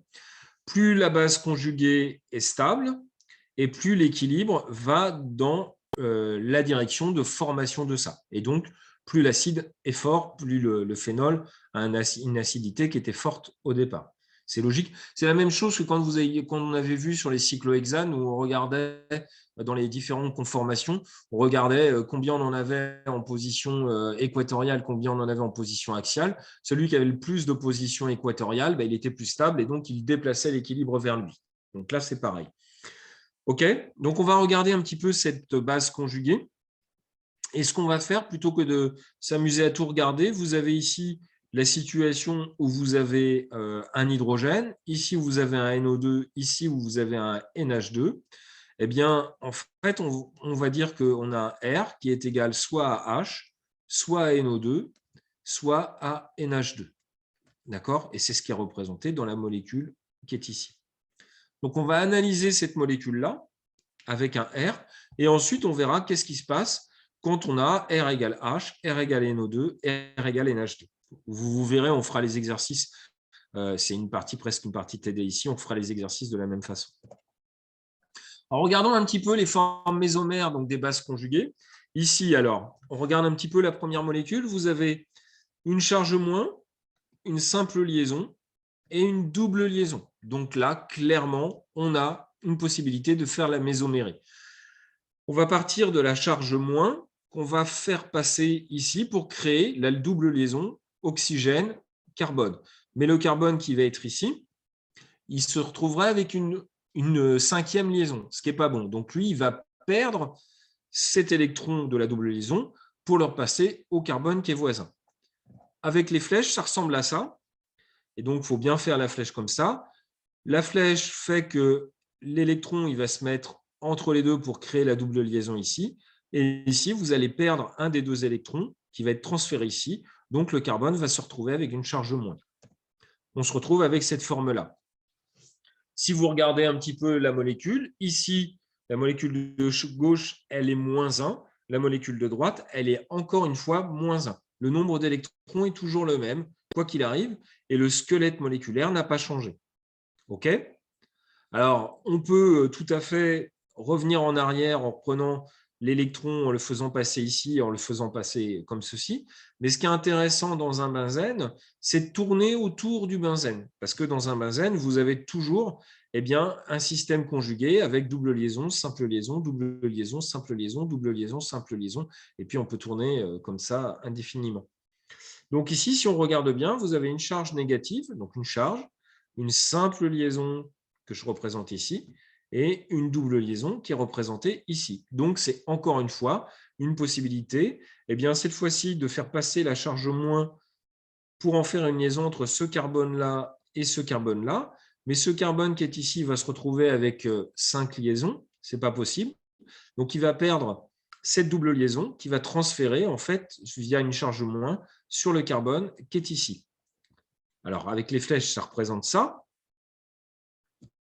Et vous créez cette nouvelle molécule. Là, encore une fois, vous avez une charge négative, vous avez les doubles liaisons qui sont ici, vous n'avez qu'une seule charge négative dans ce cadre-là.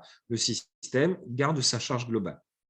OK, on continue. Vous avez une charge négative, une simple liaison, une double liaison. On est dans le cadre d'un système conjugué une fois encore.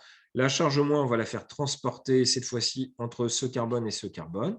Du coup, on aura ici le carbone qui ne peut pas contenir encore une autre double liaison parce qu'il aurait trop de double liaisons. D'accord ? Et donc, il va perdre cette liaison qui est ici pour avoir une charge moins là-dessus. Ça se représente comme ceci et vous allez réobtenir cette structure qui est là. OK ? Ça va, ça ?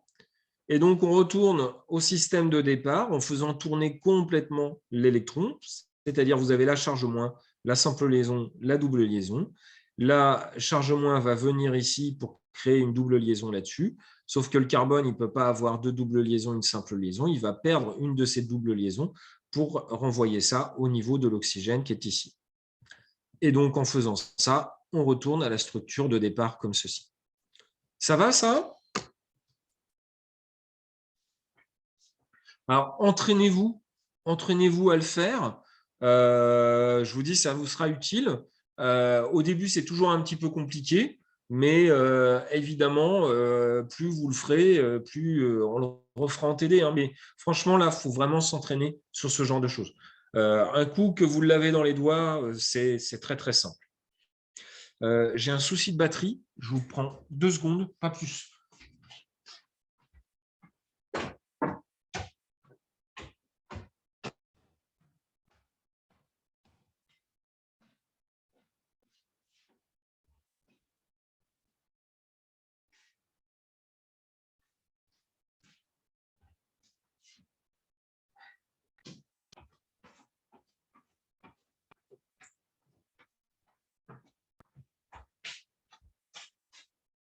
Un autre port.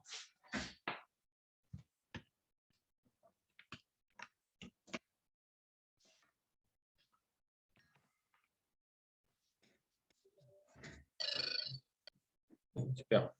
Excusez-moi, hein. Ah, vous comprenez, quand on a un truc qui va vous lâcher parce qu'il n'y a plus que 5% de batterie, il faut faire quelque chose. Bref. Alors, revenons un petit peu à notre système précédent. Ah, je fais passer ça. Vous aviez vu que ce qui nous intéresse, c'est de comparer 3 molécules différentes. Cette molécule avec juste un hydrogène, donc rien, ça va être un peu l'élément neutre. Cette molécule avec un nitro et cette molécule avec un amino. OK ?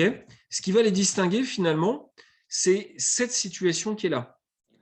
Pourquoi cette situation-là ? Parce que là, vous allez avoir une charge négative avec le groupement qui est R qui est ici. C'est là que vous allez pouvoir en fait essayer de regarder qu'est-ce qui va se passer. Alors, prenons un cas, donc c'est ce qui est expliqué ici. Eh bien, on va remplacer les différents cas l'un après les autres. Premier cas, le cas, c'est le phénol. Le phénol, il ne se passe rien. Pourquoi ? Parce que c'est un hydrogène. C'est l'élément neutre de la comparaison. À titre d'indication, vous avez un pKa qui est à 9,9. OK ? Mettons en cas maintenant le para-aminophénol. Donc, sur le para-aminophénol, vous avez un groupement amino qui est un groupement plus M.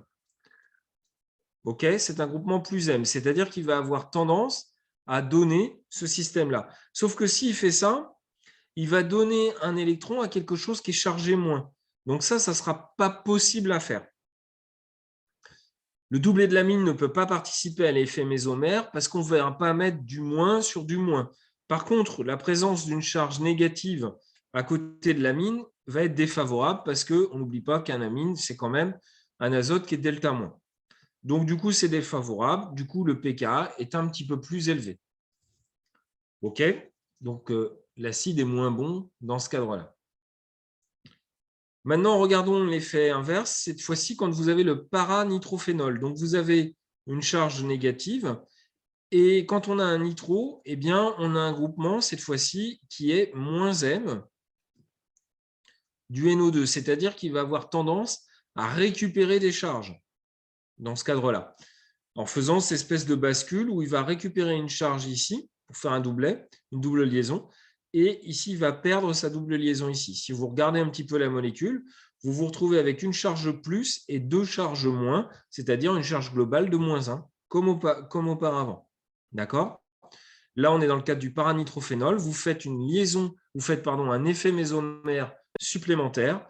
Du coup, le fait qu'il y ait une délocalisation supplémentaire par effet mésomère vont disperser les électrons, ce qui va le rendre plus stable. Et donc, la réaction va aller dans ce sens. Et c'est pour ça que le pKa sera plus bas, c'est-à-dire c'est plus acide parce qu'on a plus envie d'aller dans ce sens-là. D'accord ? Alors, on voit ça, je vous dis, avec les exercices. L'effet mésomère, ce n'est pas forcément simple à prendre, à avoir en main.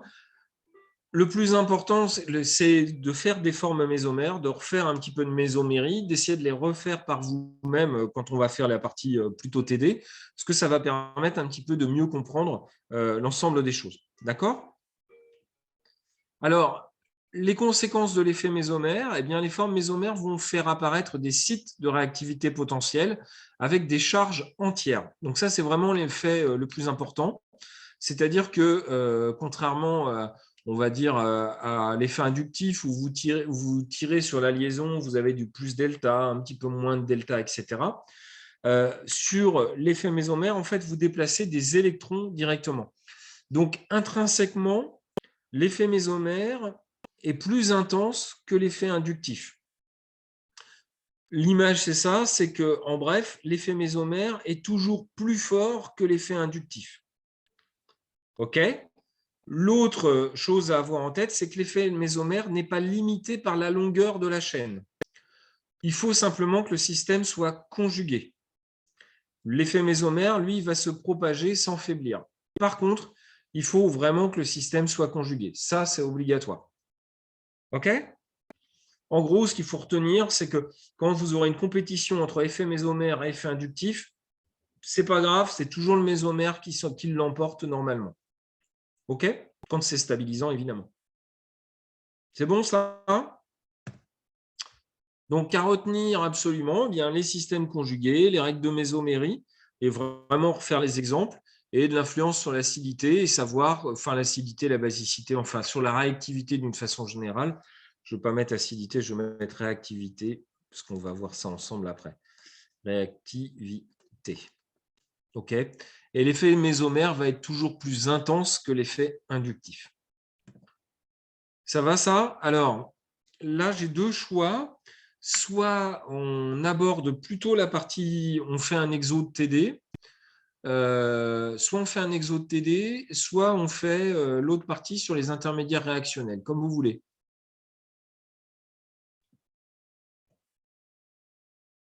On peut faire un exo comme ça, vu que c'est Ouais, frais ok. maintenant. Ok. Attendez, je regarde juste si j'avais prévu les exos à la fin ou pas. Ah non, ouf là, ignoré. Ok, on va faire l'exo de TD, ça sera peut-être plus simple. Ça sera peut-être plus simple et je vais faire afficher un tableau blanc. Non, c'est pas ça. Nouveau partage.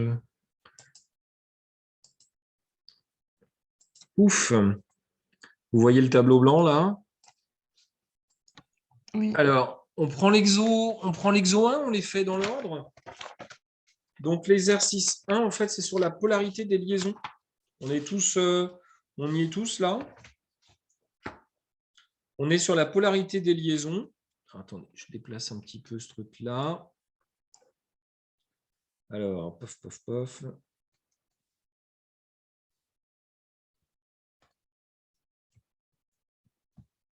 Alors, exercice 1.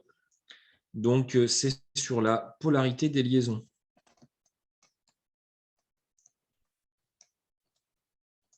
Alors, vous allez voir, ce n'est pas très compliqué. On va rentrer gentiment dans l'exercice.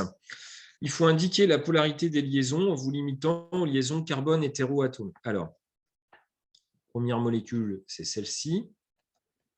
La deuxième molécule, c'est celle-ci. La troisième, celle-ci. Quatrième, c'est ça. L'acétone. Elle est moche, l'acétone. Je ne dessine pas très bien. On va y arriver. Et la quatrième. Et la dernière, c'est celle-ci. OK. Alors, la polarité des liaisons, c'est clairement placer où sont les delta plus, où sont les delta moins, etc., hein, pour s'intéresser un petit peu aux différentes choses. OK. Alors, on ne va peut-être pas les faire complètement dans l'ordre, comme vous voulez. On commence quand même par celle-là. D'après vous, alors, est-ce que vous comprenez en fait ce que c'est qu'un hétéroatome? Ou vous voulez que j'explique vite fait ce que c'est qu'un hétéroatome? Je vais l'écrire. Un hétéroatome, c'est tous sauf carbone et hydrogène. D'accord? Donc voilà, c'est ça un hétéroatome, c'est le carbone-hydrogène. Mais même étant dit ça, ce n'est pas forcément clair par rapport au système qui est donné ici. Mais bon, ce n'est pas très grave. La polarité, par exemple, sur cette molécule-là, vous la voyez comment? Du coup, d'après vous, le brome, il est plutôt delta plus ou delta moins? delta moins. Ouais, il est delta moins. Du coup, le carbone qui est en face, il va être comment, du coup? Delta plus, donneur. Voilà. Voilà. On n'en demande pas plus. Franchement, là, sur cet exercice, on n'en demande pas plus. Je vais continuer sur l'oxygène. Je saute un petit peu les MGBR. Je veux continuer sur l'oxygène. L'oxygène, alors je réponds, hein, l'oxygène est delta moins. Et donc, le carbone qui lui est en face est delta plus. OK? Je saute le lithium. Je passe ici. L'oxygène, toujours pareil, il est delta moins. Du coup, le carbone du carbonyle va être delta plus dans ce cadre-là. Enfin, au niveau du groupement nitrile, donc si on le redessine comme ceci, hein, vous vous souvenez, c'est un carbone avec 3 liaisons azote, comme ceci. L'azote est delta moins et le carbone qui est ici, il est delta plus dans ce cadre-là. OK? Donc Mais c'est du coup, juste ça. Ouais, pour le MGBR, on y va. vu qu'il y a un brome, c'est... Enfin, Alors, en fait, ouais, non, mais je comprends d'où vient le truc. Donc, alors, Mg, clairement, le brome, il est delta moins, ça, je suis oui, d'accord. c'est ça. Le brome est delta moins, mais Mg, en fait, Mg, c'est Mg2+. Hop là. D'accord? En fait, dans un carbone MgBr, en fait, pour le représenter ici, vous avez, je vais l'écrire comme ça, vous avez en semi-développé, ça va correspondre à ça. CH3, CH2, on va dire moins, comme ça, Mg2+, et Br moins, comme ceci. Comprenez? Parce qu'un magnésium, hein, vous vous souvenez, hein, Napoléon mange allègrement 6 poulets sans claquer d'argent. Vous connaissez les petites phrases. Hein. Donc, magnésium, hein, alcalinotéreux. Un alcalinotéreux, bah, ça va donner du 2+. D'accord? Donc, en fait, dans ce qu'on appelle un MgBr, on essaye de faire, c'est pour ça que je représente des pointillés, parce que ce n'est pas des vraies liaisons. Donc, dans la réalité du MgBr, vous avez le brome qui est bien négatif, d'accord? Le carbone qui est négatif et le centre, c'est-à-dire le magnésium du milieu, eh bien lui, il est 2+. Voilà, c'est comme ça que ça se passe. Donc en fait, si je représente un petit peu mon truc, eh bien vous avez ici le carbone, je le mets delta moins, mais il faudrait le mettre, c'est pour mettre une polarité, mais il y a pas vraiment de liaison en fait, c'est presque carrément une charge négative de l'autre côté. D'accord? Ça va ça? Pour le lithium, bah, pour moi, hein, c'est Li+, et puis c'est C-, hein, d'accord? C'est clairement cette liaison qui est là, elle n'existe pas vraiment. Je vous l'écris comme ça, ce n'est pas vraiment une liaison. En tout cas, ce n'est pas vraiment une liaison covalente au sens covalence mise en électrons, mise en commun. Pareil ici, hein, ce n'est pas vraiment une liaison. D'accord? En fait, ces substances-là, hein, des organomagnésiens, des organolithiens, c'est des substances qu'on crée. Vous ne pouvez même pas acheter des bouteilles d'organomagnésiens, il faut les créer au dernier moment, tellement l'espèce est très réactive.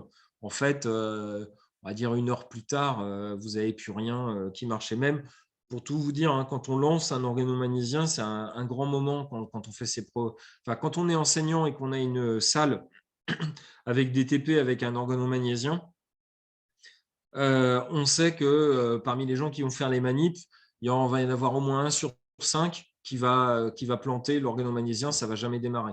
Ça arrive très, très, très souvent parce que c'est assez sensible.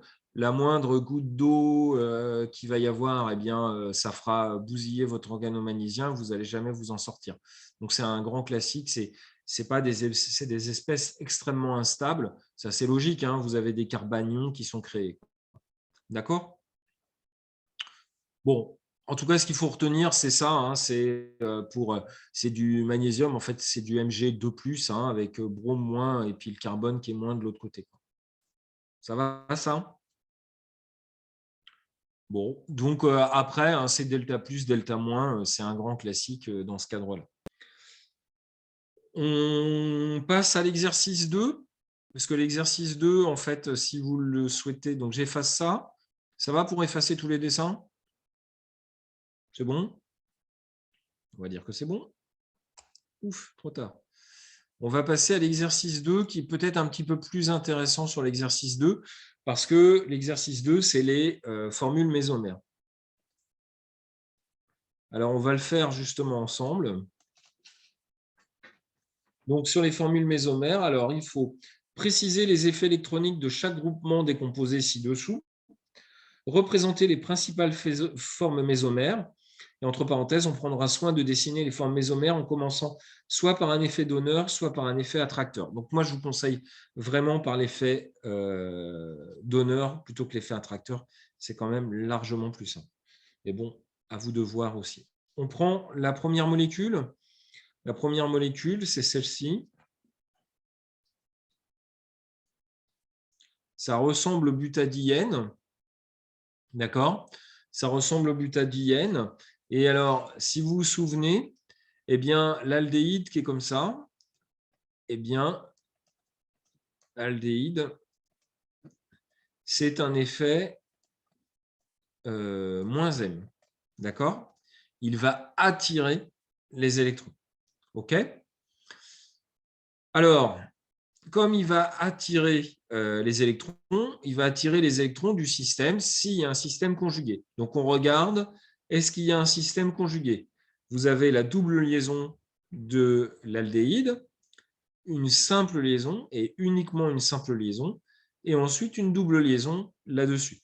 Donc, on a bien un système conjugué. OK? Donc, on va pouvoir écrire une forme mésomère pour ce système-là. OK? Alors ensuite, eh bien, on va déplacer uniquement des électrons qui sont des électrons de double liaison, de doublet, etc., ou de charge. Donc ici, les doubles liaisons, les doublets à bouger, ben, en fait, c'est les doubles liaisons qui sont là et l'autre double liaison qui sont ici. Alors maintenant, dans quel sens ça va? Ben, c'est là où il faut connaître un petit peu les histoires d'effets -M, d'effets +M, etc. Si vous savez que c'est un effet -M, ça veut dire que votre groupement aldéhyde qui est ici, d'accord, il va avoir tendance à tirer les électrons. OK? Donc, en fait, s'il a tendance à tirer les électrons, vous allez voir un déplacement qui va être celui-ci. Vous allez mettre en commun l'électron de la double liaison entre ce carbone-là et ce carbone-là. Et ce carbone-ci, pour pas qu'il y ait 5 liaisons, il va perdre son électron pour que l'électron arrive sur l'oxygène. Dès lors, vous allez avoir une nouvelle forme mésomère qui sera cette forme-là. Donc là, on a un hydrogène. On a l'oxygène. Alors l'oxygène, il a gagné un électron, donc il est donc moins. Et le carbone, alors là, quand on a écrit un truc comme ça, on se dit, bah, c'est bien. Sauf que si vous regardez, c'est que globalement, la charge ici, elle est négative. Or, le système de départ, il est neutre. Donc forcément, c'est qu'il nous manque un plus quelque part. Il nous manque un +1 quelque part. Et si on regarde précisément, le carbone qui est ici, lui, il a perdu un des 2 électrons de la liaison qui est venu ensuite se positionner ici. Donc, en fait, vous avez ici une charge plus pour le carbone qui est là. Enfin, l'effet retour, eh bien, vous allez le refaire cette fois-ci en repartant de la charge négative, comme ceci, et vous retrouverez la molécule de départ. Ça va, ça? Alors, il faut vraiment s'entraîner à faire ce genre de choses parce que au début, ce n'est pas simple du tout. Au début, ce n'est pas simple du tout. On regarde l'autre molécule. L'autre molécule, donc on démarre par une double liaison.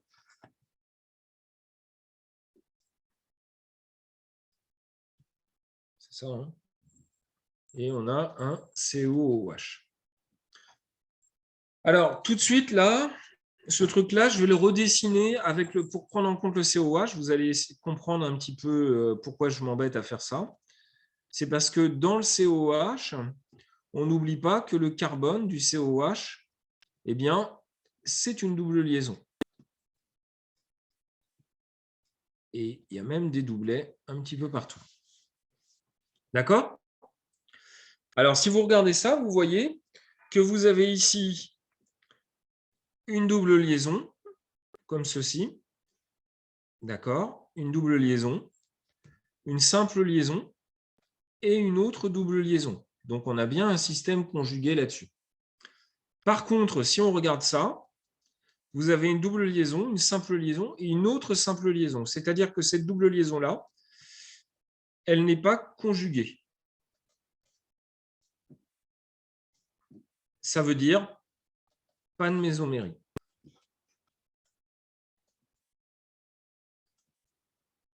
OK? C'est pas conjugué, pas de mésomérie. Donc, en fait, on va se concentrer uniquement sur le squelette qui est présenté ici en gras. OK? Ben, on y va. On regarde un petit peu. Vous avez un groupement COO, comme ça, C double liaison O. Eh bien, c'est des groupements qui vont avoir un effet -M, au même titre que ce groupement de type cétone ou de type aldéhyde. Ici, c'était aldéhyde. Dès lors, ils vont avoir tendance à tirer les électrons, c'est-à-dire qu'on va avoir un positionnement comme ça qui fera apparaître un plus ici et qu'il faudra cumuler cette fois-ci avec la double liaison d'à côté. Au niveau de ma mésomérie, donc ça représente à la fin ce groupement-là. Donc là, c'est ma double liaison ici qui ne bouge pas. Ici, j'ai la double liaison qui est positionnée cette fois-ci à cet endroit-là. L'oxygène qui est moins ici. L'oxygène du OH qui est comme ceci. Et si vous regardez bien, sur ce carbone qui est positionné ici, vous avez perdu un des deux électrons de la liaison. Et donc, ce carbone qui est là, il est plus. OK? Et on fera le retour en sens inverse. Tout simplement, en remettant la charge au niveau de ces doubles liaisons et la double liaison en le repositionnant comme ceci. La molécule de gauche, elle est neutre. La molécule de droite, elle est neutre. Même si vous avez une charge moins, vous avez une charge plus aussi. Donc, il n'y a pas de problème dans ce cadre-là. Ça va, ça? C'est bon ou pas? Faut vraiment, je vous dis, faut vraiment les refaire parce qu'autrement, vous allez avoir du mal. Il faut vraiment essayer de refaire cet exercice-là parce que ça en vaut vraiment la peine dans ce cadre-là. Je continue, je fais du gauche à droite. Qu'est-ce que je vois en gauche à droite? Je vais prendre... Hop là. J'efface ou j'ai peur de ne pas avoir assez de place pour faire le cyclohexane. J'efface tout si ça ne vous dérange pas. Off. À moins qu'il y ait un problème. Et 1, 2, 3, pouf, on efface tous les dessins. Et je reprends. Alors, la molécule qu'on nous propose, c'est la molécule suivante. Vous avez un cyclohexyle. Il y a une double liaison. Il y a un iode. Alors, je vous ai dit de faire vachement gaffe parce que les iodes, souvent, ça apparaît avec les polices qu'on a, ça apparaît souvent comme une espèce de L, mais c'est bien un iode. Double liaison ici, double liaison ici. Et enfin, CN, moi je vais l'écrire directement avec la triple liaison, comme ceci. D'accord? Avec le groupement nitrile. On regarde la conjugaison dans un premier temps. C'est-à-dire, on va essayer de regarder jusqu'où va cette conjugaison. Alors, clairement, on regarde ici, vous avez une triple liaison. Donc, triple liaison, simple liaison, double liaison. Donc, cette partie-là, sans aucun problème, ça va être conjugué. On continue. Ici, on a une double liaison, une simple liaison, une double liaison. Donc là, ça fait partie du système conjugué. On continue encore, puisqu'on a double liaison, simple liaison, double liaison. OK. Et est-ce qu'on peut continuer encore, d'après vous? Non. Bah si. Parce que l'iode, il a des doublets. Et donc, vous avez un doublet, une simple liaison et une double liaison. Et ça, si vous regardez, ça fait partie aussi de la conjugaison. D'accord? Donc, lui, c'était le piège, il est à ne pas oublier au niveau de l'iode. C'est à ne pas oublier parce que c'est assez simple. Enfin, ça peut arriver d'oublier ce système-là. D'accord? Alors, finalement, quand on fait le bilan, en fait, la conjugaison, elle est longue. Elle va de l'iode jusqu'à l'azote qui est ici. D'accord? Donc, on a un système conjugué qui est quand même assez important dans ce cadre-là. OK? Donc, je vais repasser. Alors, ici, vous avez le groupement cyano, en fait, c'est un groupement moins M, et le groupement iode, c'est un groupement plus M. Alors, c'est là où je vous dis, quand on ne sait pas comment démarrer, est-ce qu'il faut commencer par le plus M ou par le moins M? Quoi qu'il arrive, on va réussir à faire les formes mésomères, mais moi, je préfère faire par le plus M. Mais bon, on va faire les deux si vous le voulez, comme ça, on va prendre le temps de faire les deux. Je redessine ma molécule. Moi, je vous dis de démarrer, on va commencer en démarrant par le plus M.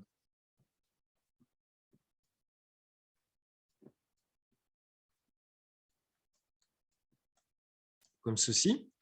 Donc, je démarre par le plus M. Attendez. Je démarre par le plus M, c'est-à-dire que je vais démarrer par ici, par donner en fait le doublet pour créer la liaison avec le carbone ici. D'accord? Du coup, ce carbone-là, il va être embêté parce qu'il aurait trop de liaison. Du coup, il va dégager un de ses électrons ici pour le filer au carbone qui est ici. La nouvelle molécule va donc ressembler à ça.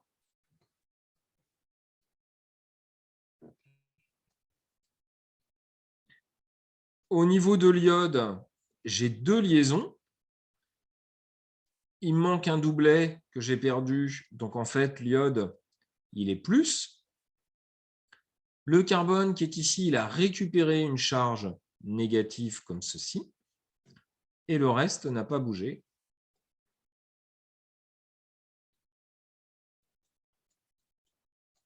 Comme ceci. Le reste n'a pas bougé. D'accord? Bon, on voit qu'on peut revenir en arrière en remettant la double liaison, l'électron, pour le remettre en commun ici pour la double liaison. Et celui-ci referait récupérer son doublet. On va quand même continuer plutôt dans ce sens-là, parce qu'ici, on est en train de faire dans ce sens-là. Et donc, ce qu'on va faire, c'est qu'on va faire voyager cette charge négative pour la mettre en commun entre ce carbone-là et ce carbone-là. Et du coup, ce carbone-là, il se retrouvera avec une autre liaison en trop. Et donc, lui, il va reperdre, il va transférer cet électron au carbone d'à côté. Alors, ça ressemble à quoi? Vous notez bien que je fais attention à mettre des flèches à double sens dans ce cadre-là. Donc, j'ai mon iode qui est plus comme ceci. La double liaison, cette fois-ci, qui est positionnée comme ça. Ici, ce carbone-là, qui est donc le carbone ici, est négatif. Puis, il y a une double liaison, puis le CN comme ceci. D'accord? Alors, pareil que tout à l'heure, la molécule, vous avez un plus et un moins, la molécule est donc neutre. Alors, on va continuer encore parce qu'on est bien dans un système conjugué. La charge moins, on va la mettre entre les deux carbones d'à côté. Et évidemment, ce carbone-là qui a une charge, qui aurait une liaison de trop, il va donner son électron au carbone d'à côté. Et donc, on continue, une fois encore, on continue le déplacement d'électrons pour faire, au niveau de l'iode, ça n'a pas changé. On a bien le cycle qui est vraiment mal dessiné. Je suis désolé, mais bon, après, je ne dessine pas bien au tableau. Je ne vois pas pourquoi je me mettrais à bien dessiner quand je suis sur une tablette graphique. Donc ici, on va avoir notre double liaison qui est positionnée. Donc, c'est la nouvelle qui est ici. Le carbone qui prend la charge moins, c'est ce carbone-là. Et vous avez maintenant le carbone du nitrile qui est ici. D'accord? On continue. Alors, on continue. Cette fois-ci, on a une alternance charge, simple liaison, triple liaison. Bien, vous allez voir que exactement pareil qu'auparavant, et ça reprendra l'effet moins M cette fois-ci du nitrile, l'électron ici va être positionné entre ce carbone-là et ce carbone-là. Et ce carbone, pour éviter d'avoir une autre double liaison, pour avoir trop de liaisons, il va transférer son électron sur l'azote d'à côté. Et ça revient à cette molécule qui est ici. Non, c'est pas très malin. Je vais essayer de le faire. Je vais essayer de le faire ici pour se laisser un petit peu de place. Je ne suis pas sûr de bien faire, mais donc on a l'iode qui est positif ici. La double liaison ici qui n'a pas changé. L'autre double liaison, ça n'a pas changé. Ici, maintenant, on a une double liaison entre ce carbone, je le note ici, qui lui-même a une double liaison avec l'azote, qui cette fois-ci a récupéré la charge négative qui venait ici. On remarque que dans ce cadre-là, vous avez bien une charge négative, une autre charge positive. Eh bien, dans ce cadre-là, vous avez récupéré donc une charge, vous avez pardon, un système qui est neutre à chaque fois. OK, je vais passer maintenant, si on avait choisi de passer par l'effet moins M. D'accord? Alors, ça, c'est bon. Hein. Si vous avez fait tout ça, c'est impeccable. On sera très content. Si vous n'avez pas fait d'erreur là-dessus, on sera très content. On va passer cette fois-ci par l'effet moins M plutôt que l'effet plus M. Donc, l'effet moins M, donc ici, je vais le représenter en bleu. Donc, plutôt que de faire passer ce côté-là, l'effet moins M, en fait, c'est de faire ça. Donc, dans ce cadre-là, vous allez créer cette molécule-là. Donc, cette fois-ci, l'iode n'a pas bougé. Ça n'a pas bougé. C'est ça qui a bougé. Alors ici, vous avez un électron qui a été perdu, qui a été mis en commun avec le carbone ici. Le carbone est ici et vous allez avoir une liaison de moins qui est arrivée sur l'azote. Du coup, l'azote est négatif et le carbone ici, il est positif. OK ? Du coup, on a une alternance, cette fois-ci, double liaison, simple liaison, charge plus. Alors, je vais le représenter avec cette couleur-là, puisque vous allez pouvoir transférer cette double liaison ici pour créer une autre forme mésomère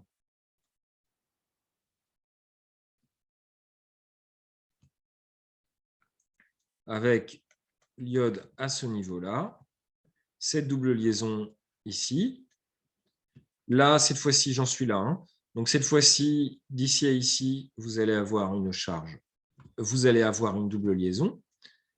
Puis, la double liaison impliquant le carbone du nitrile, qui est devenu en fait deux doubles liaisons, comme ceci. Et à cet endroit-là, là, à ce niveau-là, vous avez pris un électron que vous avez filé au carbone ici de façon à ce qu'il ait le nombre de liaisons, mais du coup, ici, vous manquez un électron, donc vous avez une charge ici. On continue encore, parce que c'est les mêmes formes. Là, cette fois-ci, vous avez alternance double liaison, simple liaison, charge. Eh bien, c'est cette double liaison qui va se promener pour aller ici et qui va faire apparaître cette nouvelle molécule-là. Ah, c'est pas le même bleu. Hop.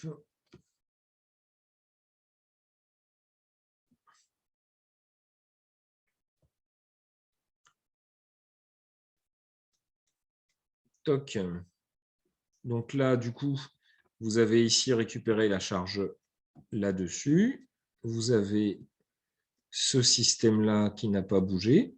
Faites bien attention à l'écriture des molécules, hein, évidemment. Et puis, alors ici, du coup, c'est cette double liaison qui a été transférée ici, et c'est cet électron-là, ce carbone-là, à qui il va manquer une charge, et qui va manquer un électron qui va devenir plus ici. Enfin, on va terminer la mésomérie en faisant intervenir, comme auparavant, l'iode, tout simplement pour essayer de combiner avec le carbone qui est à côté, et vous allez créer cette molécule-là, que je vais essayer de dessiner correctement, où cette fois-ci, vous avez l'iode qui est donc bien plus,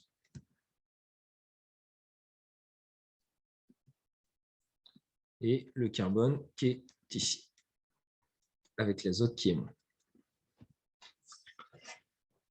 Et voilà, alors soit la voie bleue, soit la voie noire, peu importe, hein, il fallait faire une des deux dans ce cadre-là. OK ? Alors, la première étape, pour ne pas se planter sur ce genre de choses, la première étape, c'est de repérer le système conjugué, de bien faire attention, de bien le prendre en entier, son système conjugué. OK ? Ensuite, la deuxième étape, c'est de bien repérer les effets plus M et les effets moins M, c'est-à-dire les groupements qui vont avoir tendance à tirer. Alors, c'est tout ce qui va comporter, ceux qui vont tirer, c'est tout ce qui va comporter de l'aldéhyde, de l'acide, de l'acétone, c'est-à-dire les carbonyles. Et évidemment, le nitrile, c'est un peu la même logique.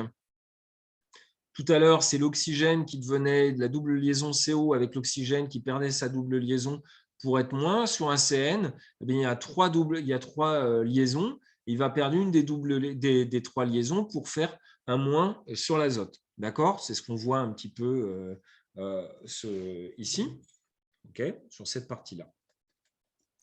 OK? Donc, voilà un petit peu comment ça fonctionne au niveau de la mésomérie.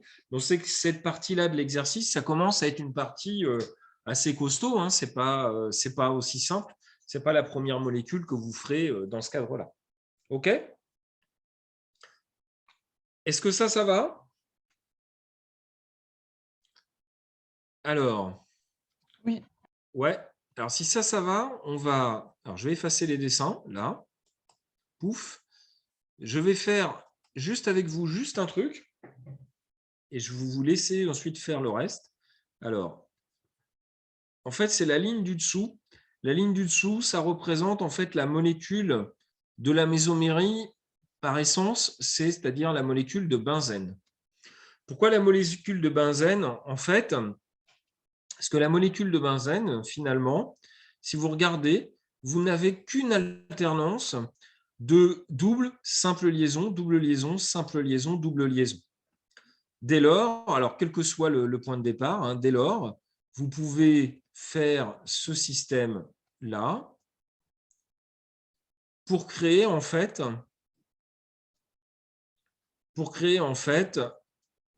ce type de composé, où cette fois-ci, si vous regardez bien, la double liaison est positionnée ici, ici et ici. De fait, si vous faisiez une forme limite du benzène, vous verriez que dans l'hybride de résonance, ce qu'on avait représenté comme ceci, vous verriez que vous avez toujours les simples liaisons en hexagone et que la double liaison, en fait, elle se promène tout autour de ce système-là. D'accord? C'est pour cette raison qu'une façon de représenter le benzène consiste, peut-être que vous l'aviez vu en cours, mais ça consiste à écrire le système comme ceci. Vous avez peut-être déjà vu ça comme une écriture du benzène? Non ou pas? Moi, j'ai déjà vu. D'accord, ok. Donc, une autre écriture de benzène, je ne sais pas si on vous l'avait expliqué comme ça, c'est de mettre un rond. En fait, c'est de mettre un rond là-dedans parce que la localisation des doubles liaisons dans le benzène, elle tourne tout le temps. Et ça tourne tout le temps. Cette double liaison, elle tourne tout le temps. OK?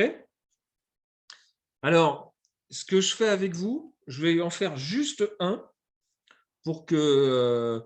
et puis, je vous demanderai en fait pour la fois suivante de réfléchir aux deux autres. On va faire en fait là-dedans avec un groupement NH2 et on va s'amuser, essayer justement de regarder qu'est-ce qui va se passer avec le groupement NH2 sur le benzène ici. Ce qu'il faut savoir, c'est que le groupement NH2, il a une double liaison ici.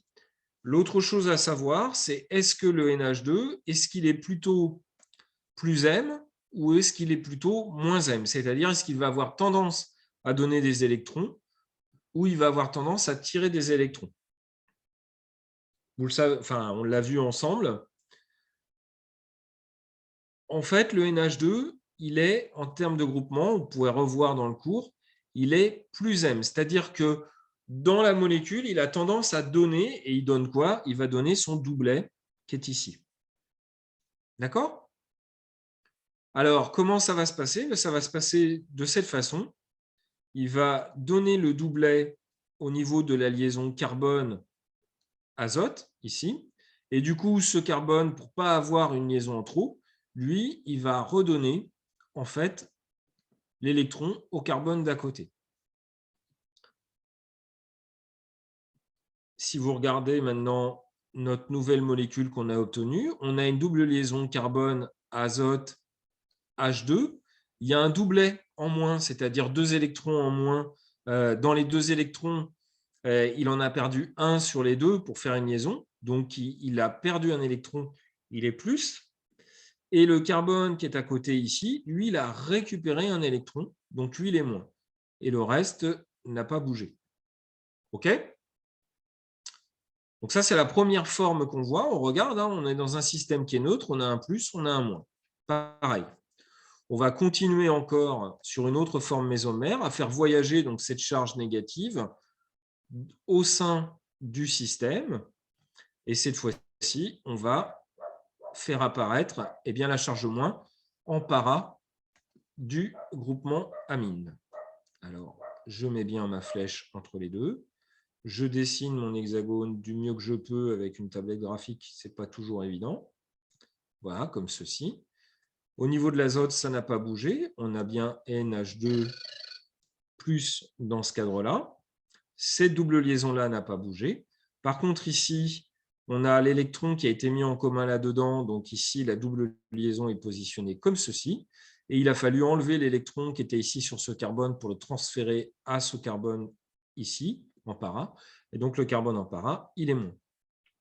On peut continuer encore. L'idée du benzène, hein, c'est d'en faire le tour. Il faut faire le tour du benzène. C'est vraiment important. Donc, on va faire le tour du benzène. La charge moins, on va la mettre en commun entre ce carbone et ce carbone. Et du coup, on va récupérer un des deux électrons de la double liaison pour le mettre sur ce carbone d'à côté. Ça va créer cette nouvelle forme mésomère, comme ceci, où vous allez avoir, au niveau de l'azote, pour l'instant, rien n'a changé.